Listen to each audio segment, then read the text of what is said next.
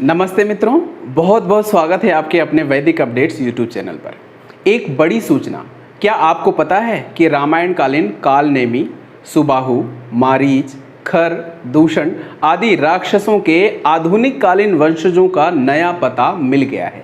जी हाँ, बिल्कुल ठीक सुना आपने, पर वह पता दंडकारण्य का नहीं है, अपितु हरियाणा प्रांत के करनाल जिले के इंद्री तहसील के बुढ़नपुर गांव का है, जहां आज भी खर और दूषण नाम के दोनों राक्षस धर्मवीर और कर्मवीर रूपी नए नाम धारण करके निवास करते हैं, जो माताओं बहनों के द्वारा भजन कीर्तन यज्ञ संध्या उपासना आदि कर्मों में न केवल बाधा उपस्थित करते हैं, अपितु यज्ञ आदि में मांस और शराब आदि भी डाल देते हैं। विरोध करने पर लाठी डंडों व हथियारों से हमला करते हैं। हुआ ना आश्चर्य आपको? मुझे भी हुआ था, परंतु यह घटना अक्षरशः सत्य है। मेरा आप सबसे निवेदन है, इस वीडियो को कृपया बिना स्किप किए अंत तक देखें और मित्रों के साथ शेयर भी करें और वैदिक अपडेट्स यूट्यूब चैनल को भी अवश्य सब्सक्राइब करें। पिछले दिनों बुढ़नपुर गांव में महिलाओं द्वारा गांव के ही सामुदायिक केंद्र में भजन कीर्तन किए जाने पर गांव के उन दोनों राक्षसों द्वारा अपने ही गांव की महिलाओं के आगे बेशर्मी की सारी हदें पार करते हुए कार्यक्रम में ही अपने पूरे कपड़े उतार दिए गए, जिससे महिलाओं को शर्मसार होकर वहां से हटना पड़ा। विवाद हुआ, विरोध हुआ। केवल यहीं पे नहीं रुके, अपितु कुछ दिनों के पश्चात गांव के ही धर्मनिष्ठ युवाओं द्वारा हर भारतीय के आदर्श भगवान श्री राम और श्री कृष्ण के प्रिय कर्म यज्ञ का आयोजन किया गया। तो यज्ञ हवन में न केवल बाधा उत्पन्न की गई, अपितु जलती हुई यज्ञ की अग्नि में मांस के टुकड़े और शराब भी डाली गई, मारपीट की गई और जान से मारने की धमकी भी दी गई। मुझे बोलते हुए भी विश्वास नहीं हो रहा है, क्या आपको सुनते हुए विश्वास हो रहा है? क्या आपको ये विश्वास हो रहा है कि यह घटना भारत के ही किसी गांव की है? घोर आश्चर्य! क्या यह वही धरती है जहां से मात्र 50 किलोमीटर दूर कुरुक्षेत्र की धरती पर भगवान श्री कृष्ण गीता में यज्ञ की पवित्रता और आवश्यकता का विस्तार से वर्णन करते हुए प्रतिदिन यज्ञ हवन करने का आदेश देते हों?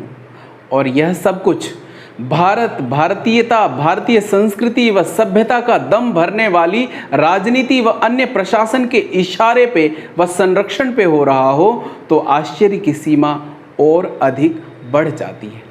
एक तरफ जहां अयोध्या में भगवान श्री राम के मंदिर का शिलान्यास व मंदिर के नक्शे को पास किया जा रहा था, वहीं अयोध्या से केवल 790 किलोमीटर दूर करनाल के बुढ़नपुर गांव में भगवान श्री राम के आदर्शों, मान्यताओं व जीवन मूल्य के साथ बड़ा छल, धोखा व अपमान किया जा रहा था। यज्ञ कर रहे युवकों पर आक्रमण व यज्ञ में मांस और मदिरा डाली जा रही थी। सैकड़ों हजारों वर्षों से भगवान श्री राम व उनके आदर्शों पर चलने का दावा करने वाली जनता, श्री राम की भक्ति में अपने जीवन को समर्पित करने वाली, अनेक वर्षों तक भगवान श्री कृष्ण और भगवान श्री राम के जीवन पर आधारित सीरियल देखने वाली, और तो और श्री राम और श्री कृष्ण के नाम पर अपने जीवन को आहूत कर देने वाली जनता आखिरकार इस जघन्य और घृणित घटना पर मौन साधे क्यों बैठी है? इससे क्या सिद्ध होता है? जिन आदर्शों व जीवन मूल्यों की रक्षा के लिए भगवान श्री राम के सैकड़ों सैकड़ों पूर्वजों ने व स्वयं श्री राम ने भी अपने जीवन मरण की चिंता किए बिना जिस यज्ञ की रक्षा के लिए दंडकारण्य व अन्य जंगलों की खाक छानते रहे और जिस यज्ञ को पवित्रता की सबसे बड़ी कसौटी मानते थे, क्या उस यज्ञ के अपमान से हमारा कोई लेना देना नहीं है? आखिरकार यह कैसी भक्ति है? राम को मानेंगे पर राम की बातें नहीं, श्री कृष्ण को मानेंगे पर श्री कृष्ण के आदेश, उपदेश व बातों को नहीं। वास्तविक भक्ति क्या है? वास्तविक व सच्ची श्रद्धा और भक्ति है उनके आदेशों, उपदेशों व श्रेष्ठ जीवन मूल्यों व व्यवहारों को अपने जीवन व कर्मों में धारण करना। भगवान श्री राम और श्री कृष्ण जिसके लिए जिए और मरे, जिसकी रक्षा के लिए सदैव तत्पर रहते थे, क्या उन यज्ञों की रक्षा का हमारे और आपके ऊपर कोई दायित्व नहीं है? मित्रों, जरा विचार कीजिए, जिनका जन्म ही पुत्रेष्टि यज्ञ के माध्यम से हुआ हो, जो स्वयं परिवार सहित प्रतिदिन यज्ञ और हवन करते हों, राज्य सिंहासन पर बैठने के पश्चात भी जिन्होंने बड़े बड़े यज्ञों का आयोजन कराया हो, और तो और यज्ञ की रक्षा में ही जिनके जीवन का एक बड़ा हिस्सा लग गया हो। संक्षेप में कहें तो श्री राम का जीवन यज्ञ से ही ओतप्रोत दिखाई पड़ता है। मित्रों, श्री रामचंद्र की वास्तविक भक्ति यही है कि उनके जीवन मूल्यों व आदर्शों को अपने जीवन में धारण किया जाए। जो प्रत्येक शुभ कर्म की शुरुआत जिस यज्ञ हवन से किया करते थे, उसकी रक्षा की जाए।